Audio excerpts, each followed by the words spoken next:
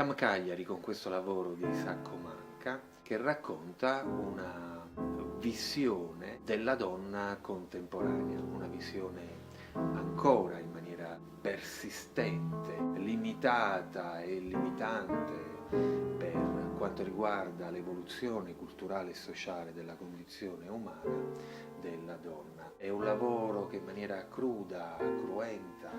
caustica ci racconta di uno stupro, di un'azione sessuale perpetrata da parte di un uomo ai danni di una donna che in maniera palese, per come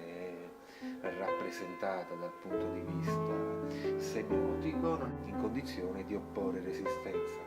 Non è in condizione di opporre resistenza, non ha neanche un atteggiamento condiviso e partecipato in relazione all'azione sessuale che sta subendo. L'uomo è rappresentato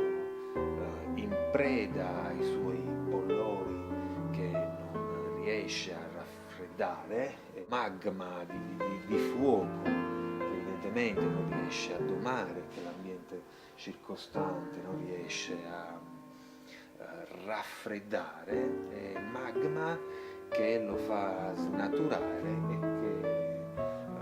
e lo fa arrivare a compiere delle azioni, un'azione sessuale su una donna resa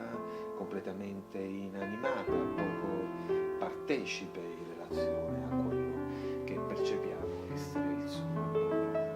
Si tratta quindi di un lavoro per prendere distanze dall'idea del possesso del corpo femminile, l'idea del possesso del corpo femminile, l'idea che la donna sia una propria proprietà privata e quindi non riconoscerle libero arbitrio, passione, amore, della scelta quotidiana di quello che ritiene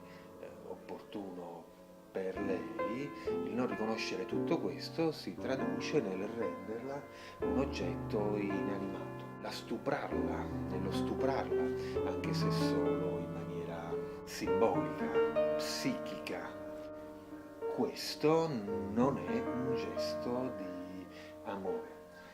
Che non sia un gesto d'amore lo si vede dal fatto che mentre il volto dell'uomo sorridente, quindi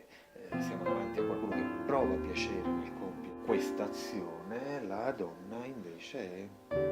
completamente inanimata. Un lavoro molto forte per Tam